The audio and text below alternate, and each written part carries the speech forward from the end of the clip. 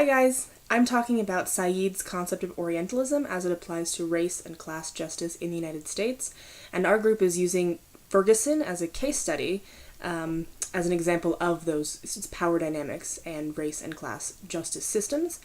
And in particular, in Said's work, one of the things that he talks about a lot is how populations are represented in the media or just to a broader population. And one of the things that I think we can see in the United States a lot is how various groups are sort of perpetuated as being within a certain socioeconomic status or within a socioeconomic group, and then what their social value is as a result of that. And then we can see this not just in non-fictional sources like news, but also in films and in television, where the perpetrator of a crime is black or the cop who saves everybody is white. And those are some systems that perpetuate that othering and lead to the continuation of a certain group of people being seen as less than and other groups of people being seen as greater than within a social context. And again, it's that representation that is really crucial to how we understand groups and dynamics. And in the video that we included, the clip, it's the Department of Justice forcing the police department of Ferguson, and not just the police department, but most law enforcement agencies, to undergo very specific training. And this is not just awareness or sensitivity training, it's an awareness of how we as individuals react to a situation, how we as individuals react to other populations. And this is really important because it's not just about sort of following a script, it's about actually creating and developing the tools to better respond to a situation that can be charged with political undercurrents, racial undercurrents, gender-based undercurrents, and you never really know what you're walking into, as they talk about in the clip. And so how you react to it, can be either calming or can be incredibly inflammatory. And if it's the latter, it oftentimes can create huge problems, as we've seen, in terms of power dynamics, in terms of who gets prosecuted, in terms of racial tensions in particular, as the case in Ferguson happened.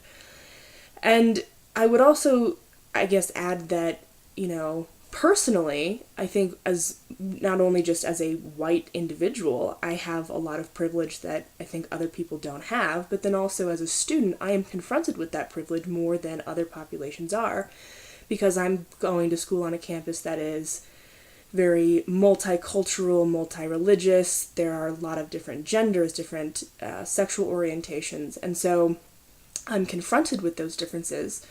And as a student and as an anthropologist in training, I think I have the capacity, and all of us have the capacity, to explore and examine those biases and those privileges and those differences. And that's really crucial and important because we have the tools at our disposal to do so.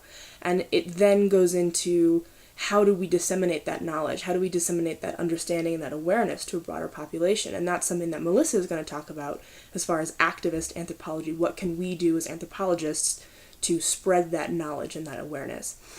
But going back to Said and Said's theory of Orientalism as well, Ferguson, I think, is an example of power dynamics, especially of white versus black. And, his concept, Said's concept of Orientalism, applied to Eurocentric ideals overshadowing Asiatic cultural beliefs, cultural systems. And in particular, noting that European ideals were better in some way than anything that was Asian, or fetishizing what was Asian in such a way that it was a toy or a tool or a means to make money, and it wasn't actually valuing the culture as it was. And we see a lot of those same trends between white versus black, and there's a huge, long racial history there of bias and of slavery and of subjection and of oppression, and those power dynamics haven't gone away, but they have changed over time. And so that's another reason why it's so important to study this, is because we can say, well, it's gotten better, and then we can look at, the explosive rioting that happened in Ferguson, and clearly it hasn't, because all of that tension, all of that history is just there under the surface, is just waiting for a spark to explode. And if we don't acknowledge it, we don't unpack it and find a different way to talk about it and create new solutions, create new dynamics, then it's never going to change. We're just going to assume that, oh, it's better until something happens, and then, oh, well, that was just a fluke. And we can't dismiss situations like that. And so that's why it is really important to study these subjects, to apply these anthropological notions that we have access to, and use them in a meaningful way.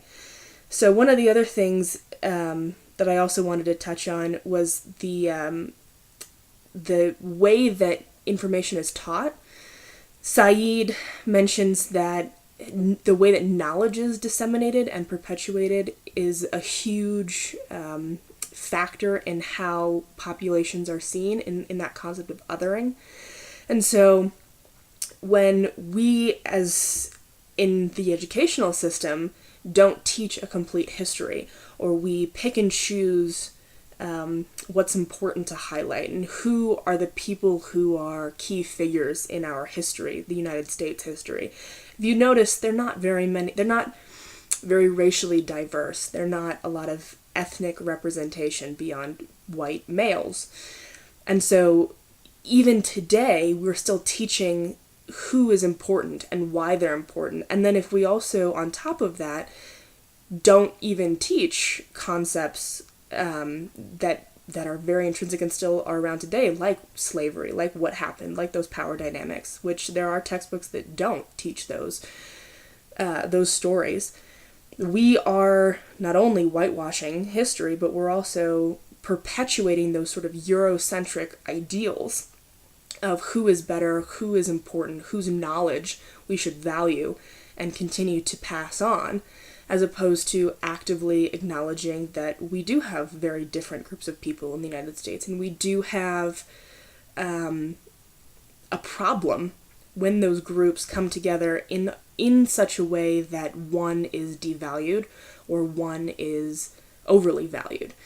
And that's not to say that one group is better or worse than the other, but there's a basic miscommunication between the two of them. And so that, again, brings up our job as anthropologists to take an active role in sort of developing those communications and developing our own senses of self, so that we can, when we are confronted with those privileges, do something about it.